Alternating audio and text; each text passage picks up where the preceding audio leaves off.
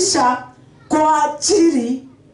kwa ajili ya mambo ambayo utapokea na mambo ambayo itaendelea kwa jamii. Na ninajua ya kwamba utaachilia neno la mchana wa leo ama la saa 8 libebwe na upepo. Utaachilia adui ambaye anang'oa neno liondoke kwa maisha yako. Utalipokea na utalificha na utaliweka kwa matendo. Nashukuru Bwana, mimi nilisikia katikati ya hali hizo Bwana kuna neno aliweka ndani yangu. Na leo nataka kuiachilia likitoka ndani na kilindini ya moyo wangu. Na hiyo neno limebeba mambo mengi, kwa sababu tuko kwa mwaka wa Glory Reviewed. Bwana asifiwe sana. Tuko kwa mwaka wa utukufu mwingine. Na ninajua ya kwamba wengine wako kwa mateso, wengine wanauliza hii glory kweli ilikuwa ianze na mateso? Hata Yesu ili aingie kwa glory mpya alianza na msalaba na mateso. Kwa hivyo glory inaweza kuwa uko kwa giza, inaweza kuwa uko kwa kupungukiwa, lakini baada ya kupungukiwa wewe utakuwa wa kupeana, na baada ya kukosa utakuwa wa kuinuliwa. Nami nimekuja kusema ya kwamba ili glory mpya ikuje, topic yangu ama kichwa cha ujumbe wangu Bwana alinisaidia kusema kabla tuingie hapo na kabla tuendelee, kuna kitu tutapokea kwa Mungu aliyetuita. Kichwa cha ujumbe ambaye nilipewa na Bwana kinasema ya kwamba God favor, yani kibali cha Mungu. Kibali cha Mungu. Kibali cha Mungu. Mimi niliitwa na Bwana nikiwa sijui chochote. Nilikuwa nang'eng'ana kuongea lugha ya Kiswahili na tayari nimeitwa.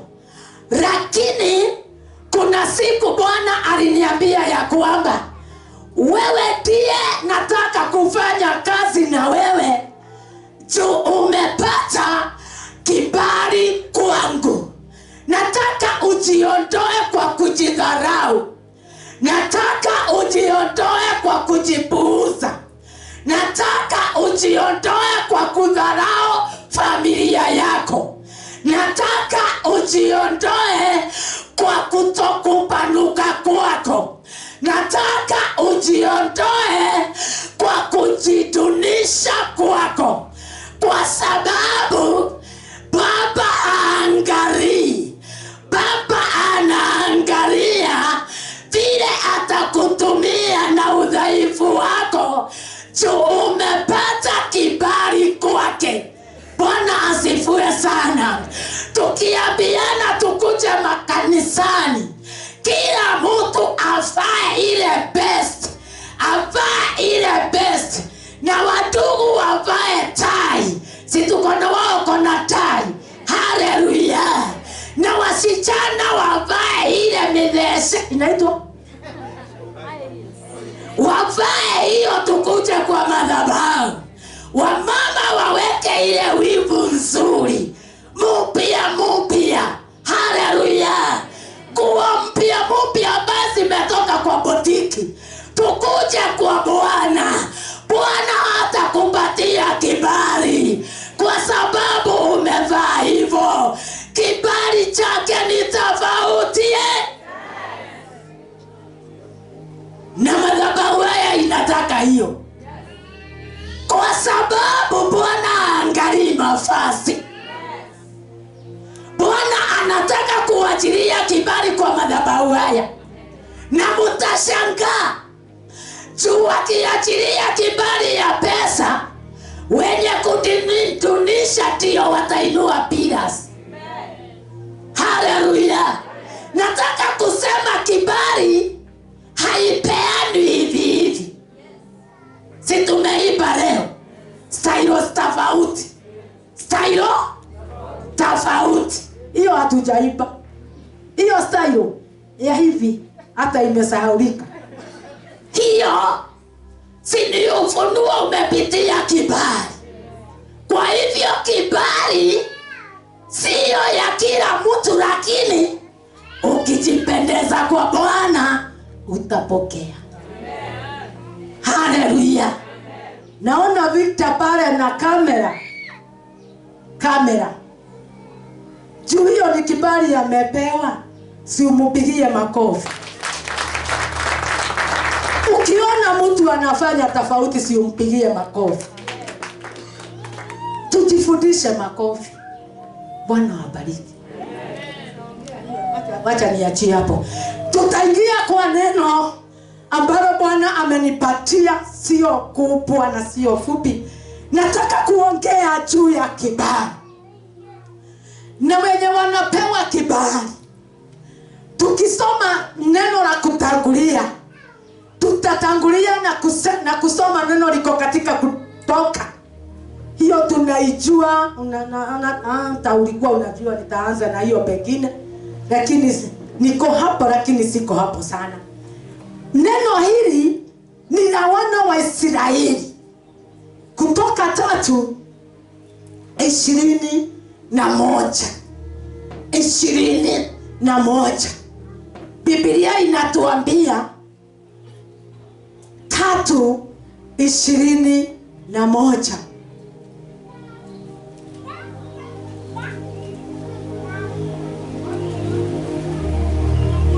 Niseme vile nataka. Biblia yangu inasema, nami nitawapa watu hao kufadhiliwa mbele ya Wamisri, hata itakuwa hapa mtakapokwenda zenu, itakuwa hamutakwenda kitupu.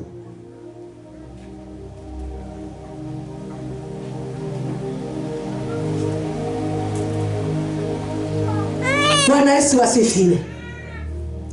Huyu ni Mungu alikuwa anaongea na wana wa Israeli, akawaambia atawapatia wana wa Israeli kibali. Akawaambia nitawapatia wana wa Israeli kibali, na hawatatoka utupu. Niangalie Kiswahili vile nasema 3:19.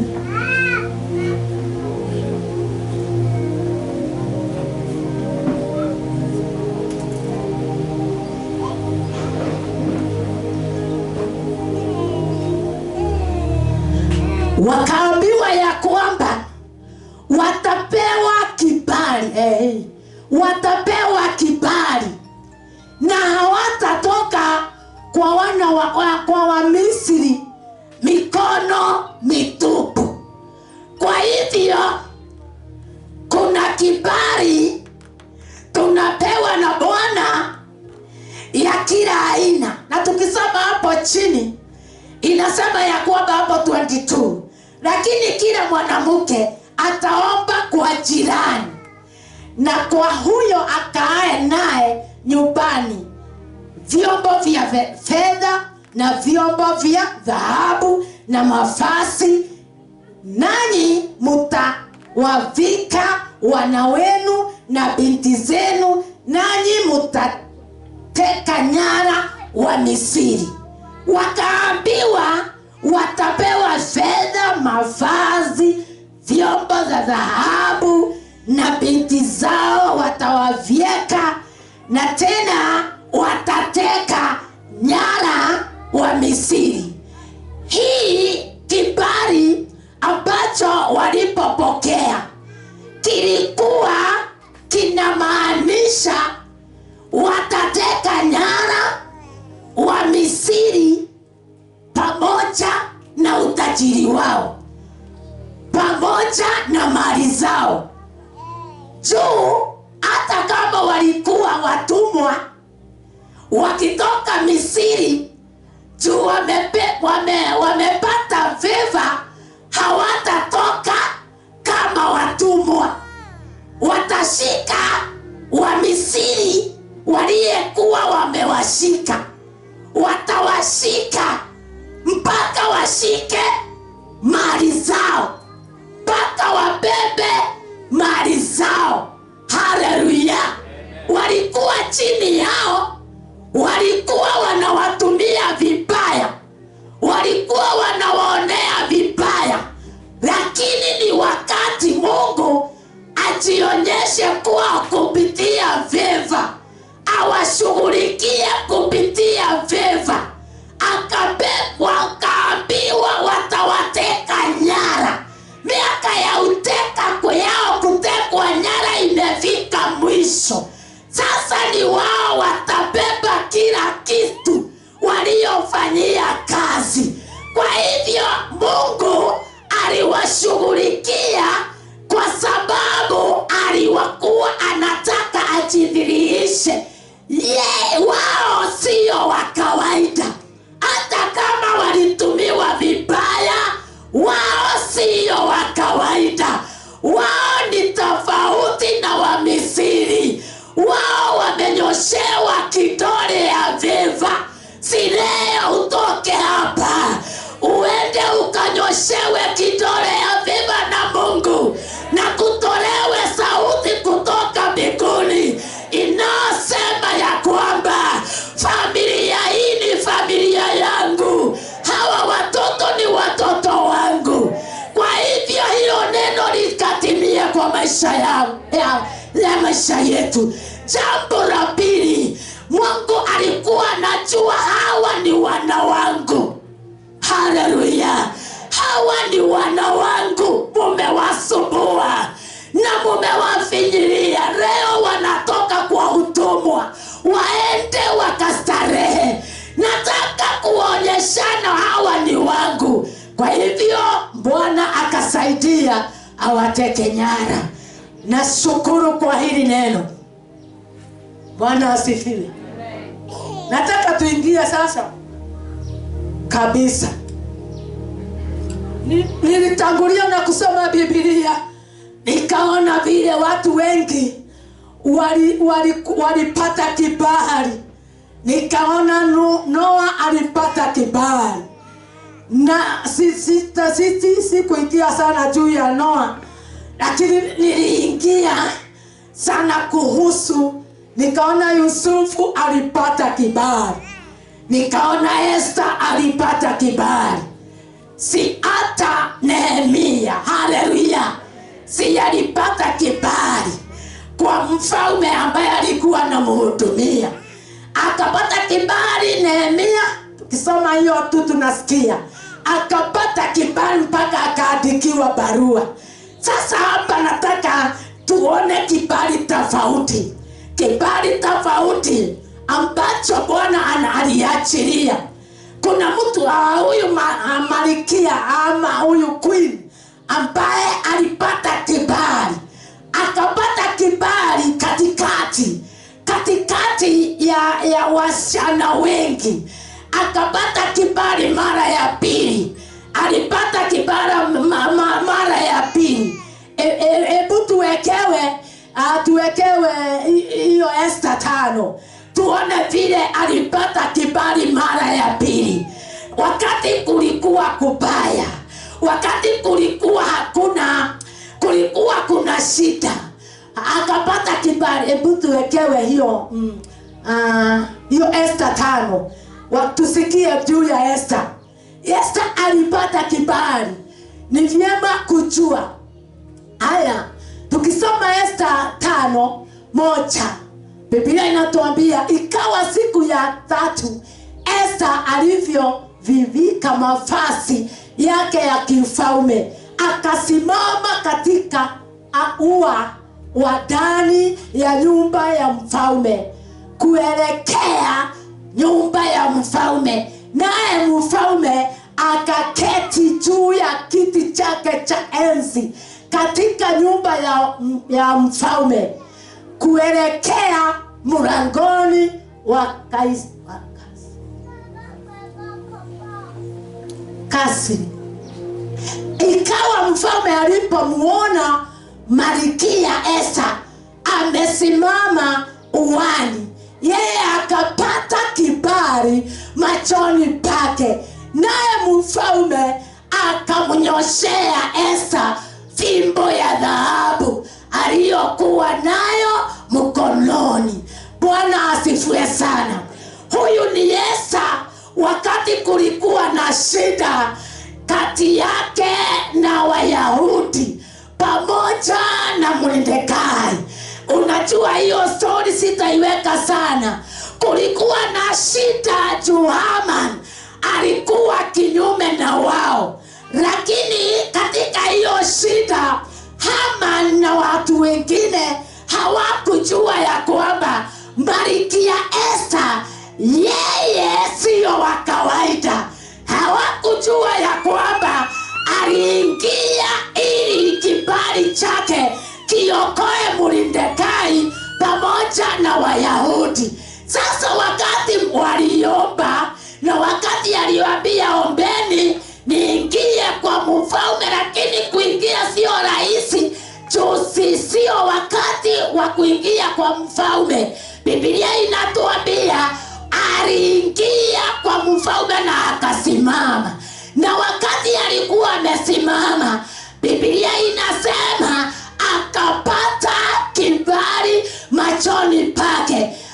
Mfalme naye akamnyoshea Esther fimbo ya dhahabu aliyokuwa nayo mkononi. Esther akapata kibali. Pokea kibali, pokea kibali. Uokoe watu wa nyumba yako. Uokoe watu wa nyumba yako. Mwingine ni Daudi. Ni mtu anaitwa Gideoni. Tukisoma habari ya Gideoni alipata kibali, akawaokoa wana wa Israeli kwa Midiani. Walikuwa na mateso ya kutosha, lakini wakati malaika alishuka akakutana na Gideoni. Hata kama Gideoni alikuwa amejidharau, hata kama Gideoni alikuwa na uoga, hata kama Gideoni alikuwa anakaa kama yeye ndiye mdogo, yeye alipata kibali. Yeye alipata kibali na akaokoa wana wa Israeli na akawapigania. Usijidharau, kuna kibali. Usijidunize, kuna kibali. Usivae kuwa vazi za uoga, kuna kibali. Leo kutakuwa na kuokoa kwa familia zetu. Kuna kibali. Familia zetu zitainuliwa. Familia zetu zitapanuka. Tuna kibali cha kuokoa familia zetu. Kuna kibali cha kupigania familia zetu. Pokea hiyo kibali. Pokea hiyo kibali. Kibali ya kubadilisha familia yako. Kibali ya kuondoa madhabahu ya kishetani ambayo inafunga wajukuu wetu vifungo. Kibali cha kuondoa madhabahu za mababu. Pokea hiyo kibali. Pokea hiyo kibali. Badilisha familia yako kuanzia sasa. Yes, mchungaji Bishop anakuja, lakini wewe kuwa tayari kubadilisha familia yako. Tumia kibali. Tumia kibali. Tumia kibali. Pokea kibali kutoka mbinguni ambalo kitakusaidia. Bwana asifiwe. nataka tuone mtu ambaye ni wa mwisho. Yeye ni Yusufu.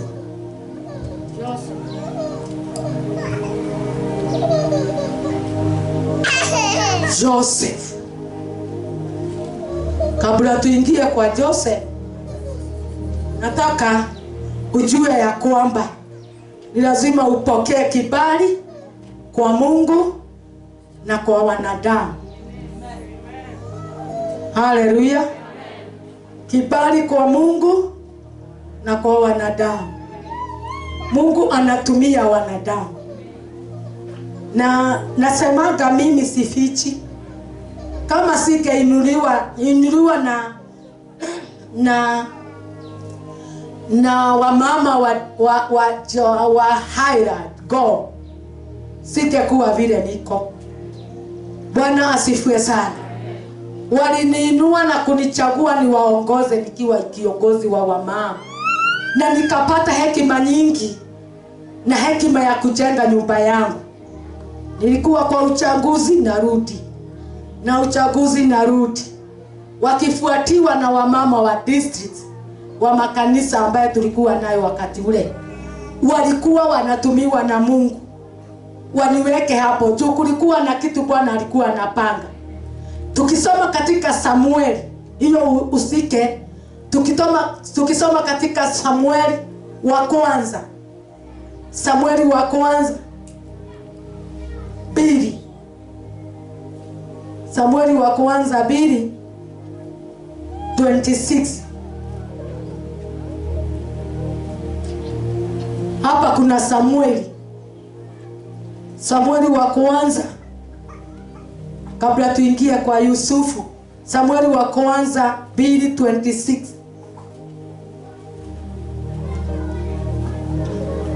Ndio hiyo imewekwa, inasema hivi: na yule mtoto Samueli akazidi kukua, akapata kibali kwa Bwana na kwa watu pia.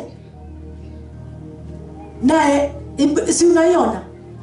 Na yule mtoto Samueli akazidi kukua, akapata kibali kwa Bwana na kwa watu pia. Haleluya. Kibali kwa Bwana, kibali kwa watu pia. Ni lazima Mungu atumie watu. Hata wana wa Israeli, Mungu hakunyesha mvua ya dhahabu waokote. Hakunyesha hiyo fedha waokote. Hakunyesha mvua ya mavazi waokote. Alisema wa Misri ndio watawachilia. Kwa hivyo ni lazima upate kibali ya Bwana, na tena upate kibali kwa watu pia. Kuna watu utapewa na Bwana. Kwanza ukipata kibali cha Mungu, baadaye utapata kibali cha watu wakusongeze kwa mpango wa Mungu. Wengine watatumiwa vibaya, lakini ukijua vile Mungu anafanya kazi, anatumia watu, wewe utakubali wakusongeze na maneno machungu ili uingie kwa kibali cha Mungu. Haleluya. Nasema Wageshagi walinisukuma niingie niwe pasta, lakini ili nitoke kuna maneno ya uchungu nilikuwa nasikia. Na walikuwa zaidi, walikuwa na mmoja aliniambia, unajua tulikuwa tunatumiwa na Mungu kukuinua. Kwa hivyo kuna wakati unasukumwa na mtu uingie kwa kuinuliwa, na sio kupenda kwake. Hata anaweza kukuambia kikitu ili Bwana apate na nafasi. Wengine unaweza kupata kibali kwao, maisha yako ibadilishike hapo hapo. Haleluya. Mimi simu yangu ya kalikuwa kanaitwa Mulika Mwizi, na ilikuwa ya goro, ilikuwa ya bei. Bwana asifiwe sana. Iyo nilipewa wakati niliingia kwa uongozi, nilinunuliwa na watu wa PCA na wakaondokea. Bwana atusaidie sana. Nilipata kibali kwa watu wa PCA kama niko mimi ni wao, na sikuwa wao. Walikuja kwangu ili waniinue. Hallelujah. Wakasomesha prayer mpaka 5-6. Shule ya private singeweza. Nikapata kibali kwao, nikavaa mavazi yao. Hallelujah. Kwa hivyo Baba anaweza kukuinua, kibali chake kiangukie kwa watu, kiseme hasa wewe utakuwa unaenda miguu. Pokea hii kusaidie. Pokea watu wa baraka wenye watakuinua kwa level za kiwango kabwa. Tuachane na huyo na hiyo ya Samueli. Samueli alipata kibali. Tuingie kwa Joseph. Tutasoma Joseph 39. Masaa inaendelea na kusonga. Mwanzo 39.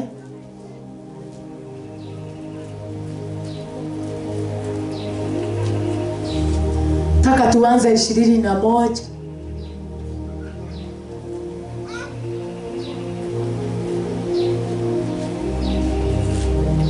Habari za Yusufu unaelewa juu ya masaa. Yusufu alikuwa na kitu ambaye kimefichwa. Kulikuwa na kitu kimefichwa, na alikuwa amezaliwa na wadugu wengi, na hawa wadugu walikuwa wanaona kuna kitu ambazo siyo ya kawaida. Anaota ndoto, akiinamiwa anaota ndoto, mambo mengi. Sasa siku moja wakamuwaza mabaya, wakaanza kumusukuma, kumutepeleka, kutaka kumweka kwa shimo. Unajua hiyo story. Wakamukamata, wakamufinyilia, wakamunenea maneno ya uchungu. Tena wakaanza kusema sasa huyu ni lazima atuondoke. Plan zao. Tunasomanga hiyo story. Wakakuwa watu ambaye wanakaa kama wako na mishare kuhusu Yusufu. Na Biblia inatuambia wakapanga kumuua, lakini wakaona watu ambaye wanakuja kwa barabara, wakamuuza kwa watu aende apelekwe Misri. Na ninashukuru juu Yusufu hakuwa kama wao. Si uwe wa pekee. Hata kwa nyumba ya baba yako, mahali ulizaliwa, si uwe wa pekee. Hakuwa kama wao. Yeye alikuwa anaota ndoto, hao wajui. Alikuwa anajua mambo ya Mungu, hao hawajui. Si uwe kama yeye. Alikuwa anatembea na Bwana, wao hawakuwa anatembea na Mungu. Alikuwa pamoja na Mungu, hawakuwa wanajua mwenye tunauza anatembea na Mungu. Hawakuwa wanajua mwenye tunashambulia. Usishambulie mtu. Hallelujah. Usishambulie yoyote kwa madhabahu. Wewe mbebe kama hujui yeye ni nani. hatujui yeye ni nani. Wewe kama ukisema huyu hata kama havai vile nataka avae, hatujui yeye ni nani. Kama anaonekana kama hajui mambo mengi, usimshambulie juu wewe hujui ni nani. Wakamuuza na hawakuwa wanajua yeye ni nani. Haleluya. Nashukuru kwa Dorcas. Najua Dorcas zaidi kuliko Nelimas, mama Nelimas. Dorcas, haleluya. Tulikaa naye Merisho, ile kanyumba haikuwa na taa. Unakajua. Haleluya. Kulikuwa na mambo imejificha kwangu. Dorcas hakuwa anajua mimi ni nani. Sinikuwa mama wa kawaida. Nami sikuwa najua yeye ni nani. Lakini leo najua Dorcas ni mshirika wangu. Bwana asifiwe.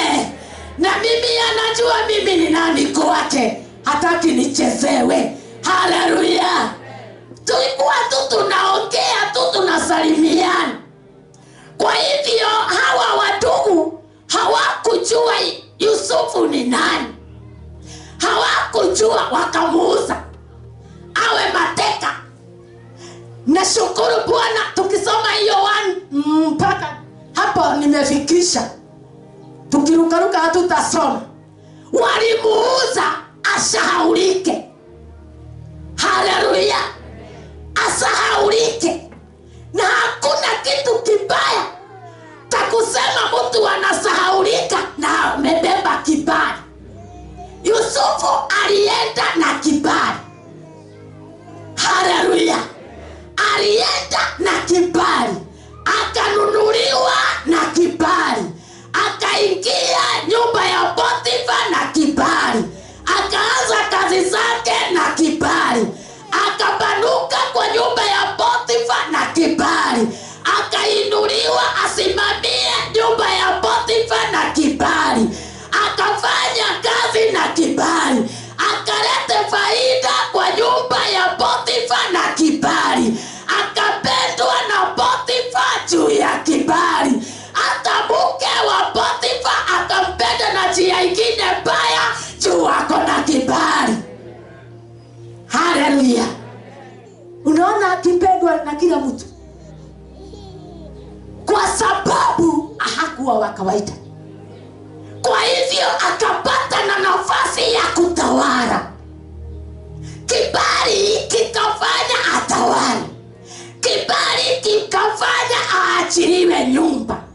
Kibali kikafanya kuongezeke, kuwe tofauti kwa hiyo nyumba. Biblia inasema kazi za mikono yake zikapata kibali. Kwa hivyo huyu mtu akakuwa tofauti. Ni nini ilimfanya tofauti? Ni kuwa na kibali. Hakuachilia kibali. Hata wakati mke wa Potifa alikuwa anataka kumuharibu, hakukubali, hakuachilia kibali chake. Alikikamata juu. Yeye alijua ya kwamba hii nafasi nimepewa na Mungu na siachilii. Heri nifungwe ili niwekwe mahali, lakini siachilii. Mahali tumewekewa 21. Sasa tuko hapo.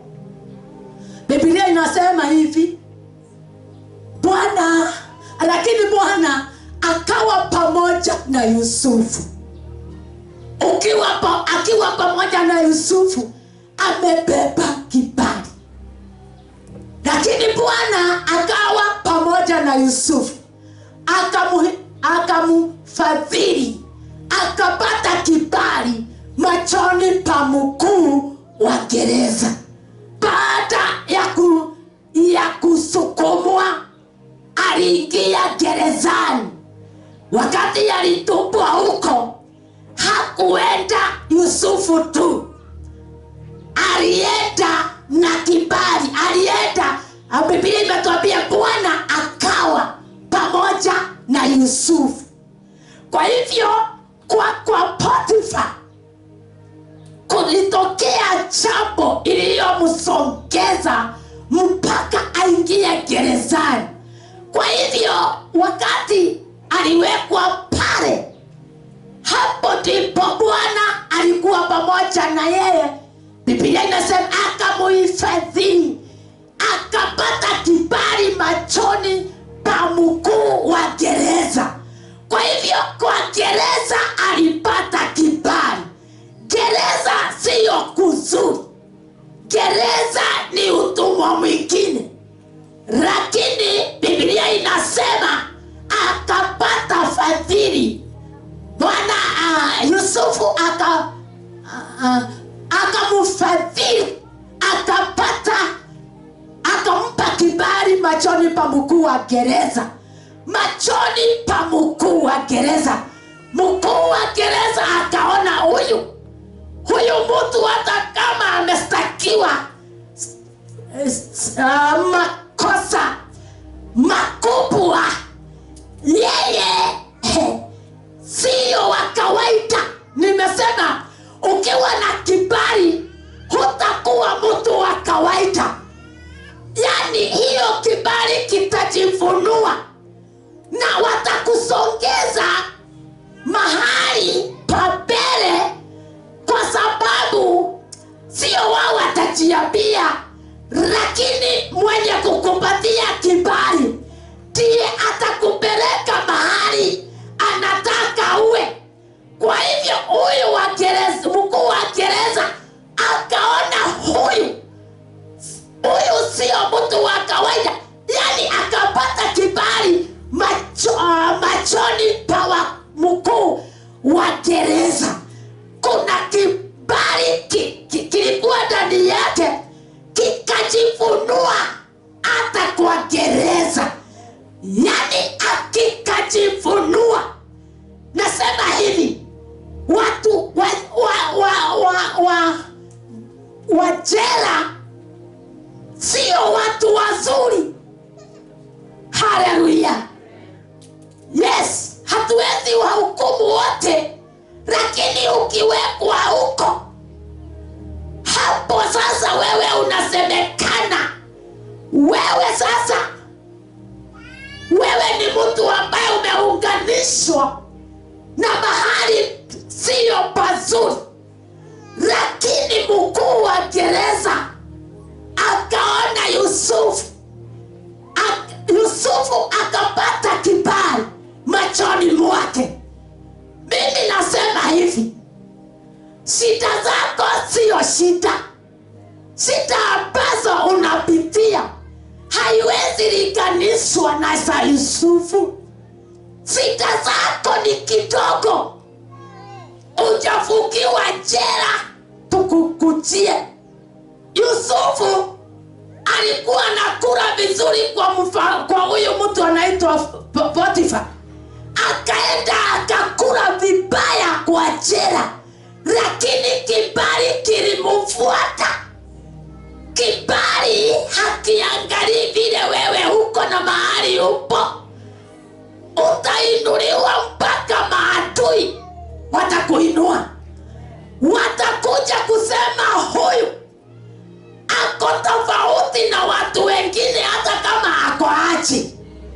Yani machoni pa huyu mkuu wa gereza akaona Yusufu, akampatia kibali, akampa kibali. Kwa hivyo katikati ya wafamilia, katikati ya watu ambaye hawakupendi, kibali kitakuwa kikijitokeza. Watakuheshimu hata kama hawakuheshimu, watakupokea kwa sababu wewe umebeba kibali. Katikati ya mji wa kwenu, Bwana atafunua. Unajua, tuseme sasa tunangojea tuingie kwa utukufu mwingine, na ni vizuri, lakini nataka ujue hivi. Niliambia Mungu nisaidie. Watu wanataka sana nivae ile mavazi ya bishop. Na sio vibaya, ni vibaya kweli. sio vibaya, ni vizuri. Kuna neno niliambia Mungu, si ufunulie watu mimi ni nani. Haleluya. Vile huyu mama ako, huyu sio wa kawaida. Kwa hivyo kuna nafasi ya Mungu kukutambulisha. Haleluya. Siuanze kutambulishwa. Bwana akatambulisha Yusufu, akasema, akaonekana sio wa kawaida. Kuna kutambulishwa na Mungu chenye umebeba. Nataka leo ubebe kibali, upokelewe mahali popote, uonekane wewe sio wa kawaida. Leo tunaombea familia juu ya kibali ambaye kiko ndani yako. Yani kifunue, kipatikane kibali ambao umebeba, kifanya familia hiyo. Hata kama watu kulikuwa na madhabahu ya watu kukufa mapema, leo mlango huo ufunge kupitia kibali. Kama kulikuwa maneno iliyonenwa na watu, kibali ambayo umebeba inafanya watu wafinyiliwe. Kibali ambao ulibeba kizidi kuliko fedha na dhahabu. Kwa hivyo leo tambua kibali na fedha. Unaweza kuwa na fedha nyingi lakini kibali huna. Kwa hivyo kibali ndio kinaleta baraka. Pokea mlango wa kibali, upokelewe kila mahali. Pokea kibali ya kufunga milango ya adui. Kwa hivyo kibali ni lazima kiwe. Sasa Yusufu, tunapoenda kumaliza ya Yusufu, siku moja tukisoma katika hiyo Mwanzo 43 hapo, ukisoma kukawa na njaa ikaanguka kwa nchi. Unasoma vile ufunuo ulikuja, akatoka kwa gereza. Nataka tuingie kwa njaa iliyoingia kwa nchi. Mabrother, watu wakuao wakakuja kununua chakula juu kibali ambacho kilikuwa na Yusufu kilipokelewa na mfalme wakati aliota ndoto na akafafanua hiyo ndoto, na kukawa kukisemekana kukatakuwa na miaka ya njaa na miaka ya chakula ya kushiba. Yani kukasemekana kuna miaka tofauti, na haya miaka tofauti ingetaka ishughulikiwe vizuri. Bwana akamtumia, Mungu akatumia Yusufu ili aendelee na kufunua chenye ameweka kwa mpango wake. Sasa hapa ndipo wakati njaa ilizidi, hawa mabrothers wakaambiwa hata wakanunua chakula na baba yao. Ukisoma hiyo story hatutasoma. Nataka kusema juu ya kibali kinachotuheshimisha. Kibali kinatuheshimisha. Sasa hii ni mpango wa Mungu aheshimishe Yusufu. Wakati walienda huko, nilikuwa nasoma nikaona vile alikuwa na wafanyia akiwauzia na vile alikuwa na wapanga. Ukisoma utasikia. Wacha nikuambie, siku moja ya masiku njaa ikazidi, na huyu Yusufu watu wakakuja. Chenye kilinishangaza kwa Yusufu, hawakumjua, hawakumtambua, hawakumkumbuka. Sijui Mungu naye anafanya kazi na njia gani. Hawakumkumbuka. Alikuwa anakuja mbele yao na hawakumkumbuka. lakini yeye alikuwa anawakumbuka, akawahudumia. Kibali kikawahudumia, akawahudumia mpaka mwisho, mpaka mwisho. Sasa tuko hapa kwa kumheshimu. Baada ya kuwahudumia na chakula na kuwawekea nyingi na kuwakaribisha kwa nyumba yake, wacha nikuambie, kuna maneno walikuwa wanaongea. Walikuwa wakirudi kwake ili waambie, tumeenda na pesa zako, tumeenda na kikombe, tumeenda hivyo. Biblia inasema walikuja wanapiga magoti, wanamuinamia, wanainamia mwenye kibali, mwenye kibali ambaye aliwalisha. Juu kibali kinalisha, kibali kinasaidia jamii. Haleluya! Kunaweza inuka mtu apate hiyo kibali, umasikini uende, umasikini usahaulike, aibu zisahaulike, kupungukiwa kuende. Naomba uwe wewe upate kibali cha Bwana, jamii inuke, watoto wasome kukupitia, milango ifunguke kukupitia, kujengwe manyumba mazuri kukupitia, manyumba ya aibu iondoke kwa sababu umepata kibali. Sasa Yusufu akaokoa jamii ya baba yake, na wakati alikuwa na waokoa hawakuwa wanamjua. Hiyo ni kali, hawakuwa wanajua. Baadaye ndio walijua. Kwa hivyo Mungu alimuheshimisha, aliwaonyesha vile alitangulia na kufanya na Yusufu kwa matendo. Si kibali kikuelekeze mahali umedharauliwa. Mungu akuonyeshane kwa matendo, akuonyeshane kwa matendo, matendo ambayo utaanza kutenda ili saa hii ionekane huko peke yako uko na Mungu. Sasa ninapoendelea na kumaliza, nilikuwa naona mambo kadhaa. Kibali kinafungua milango,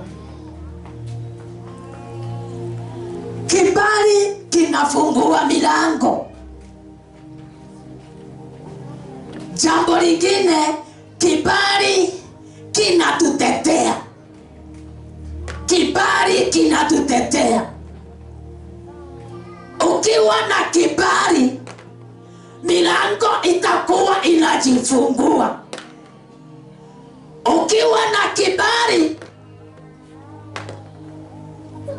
utafutwa kazi, wengine wakifutwa. Biblia ina kibali kingine kinafanya kazi ya mikono yetu ibarikiwe. Haleluya! Si hiyo tuisome tu, iko katika Zaburi. Unajua tunaweza toka hapa tuseme tulihubiriwa, lakini uulize baraka hizo ziko wapi? Nimeambiliwa. Hata mikono tukisoma 90, Zaburi 90:17, yani Bwana yani mikono yako, Bwana anabariki kazi za mikono yako. Zaburi 90:17.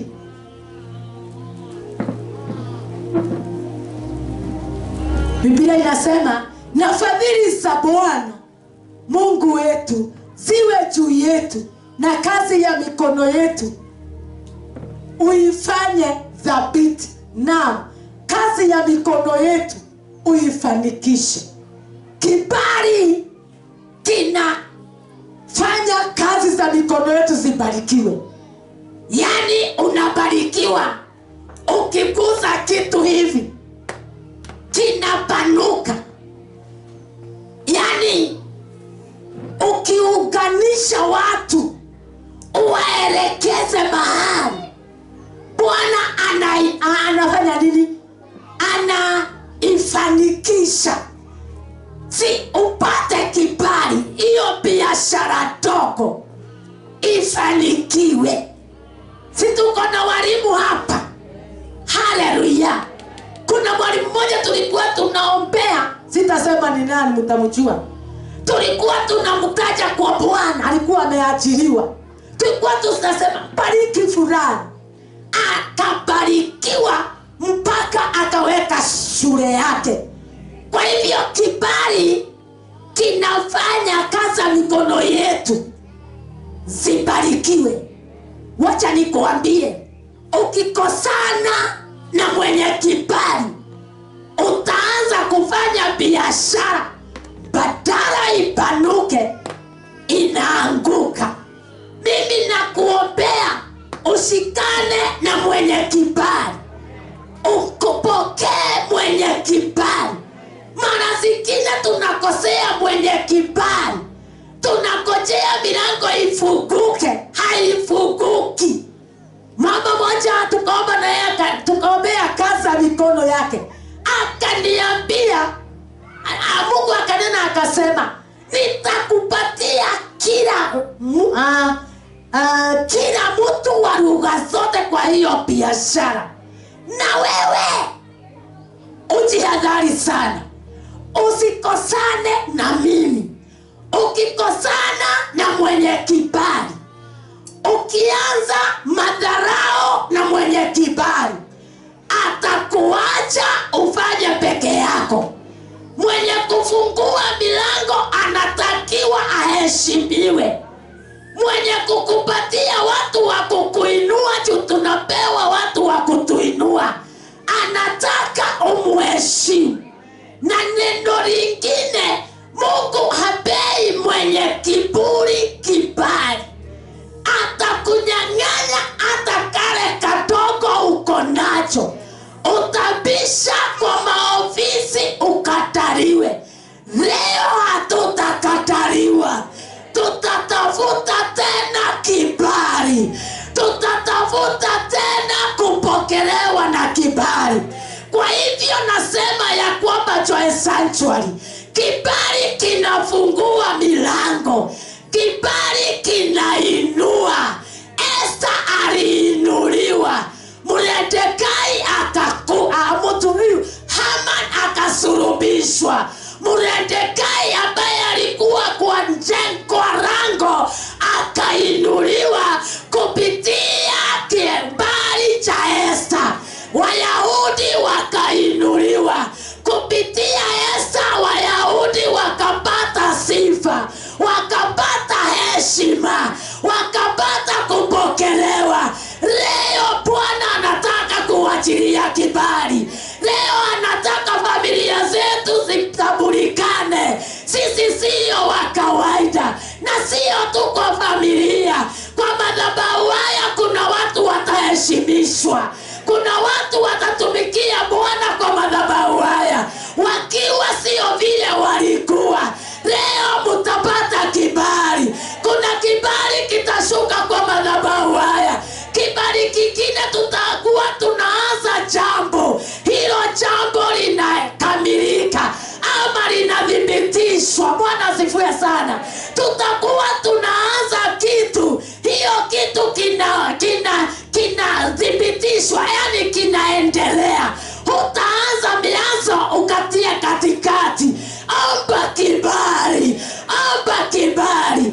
Kama uliachwa na Mungu, kibali kikaenda, ulikuwa umepanuka na pande zote, Mungu wako hapa akupatia kibali chingine. Nyenyekea upokee kibali. Nyenyekea upokee kibali. Mipango ambayo Bwana anakuja kupanga kwa madhabahu haya, tutainuliwa kupitia kibali. Kwa hivyo kuna kibali. Wewe uko na kibali. Mumefika wapi na Mungu? Kibali chako kinaenda kuanguka ama kinainuliwa. Hili kibali kuliko pesa na dhahabu. Kibali, hili kibali. Mimi kuna mahali nilifungu kufunguliwa juu ya kibali. Unaona snap? Huko ni kibali tupu. Unaona mahali naishi ni kibali tupu. Haleluya. Kuna meza za kibali. Watu wanasema ule aliaga pesa, ule alipata pesa. Na ni kibali tu. Haleluya. Kukula vizuri ni kibali. Watu wanakuja wanasema ako na pesa nyingi, tukope, ni kibali. Hata pesa kutosha ni kibali. Kama zako hazitoshi, ita Mungu wa kibali. Iwe zinatosha. Kama watoto hawashibi, ita Mungu wa kibali. Kwa hivyo mambo yote ni kibali. Kuvaa ni kibali. Sio wakati tulikuwa tunaona mtu amevaa unasikia wivu.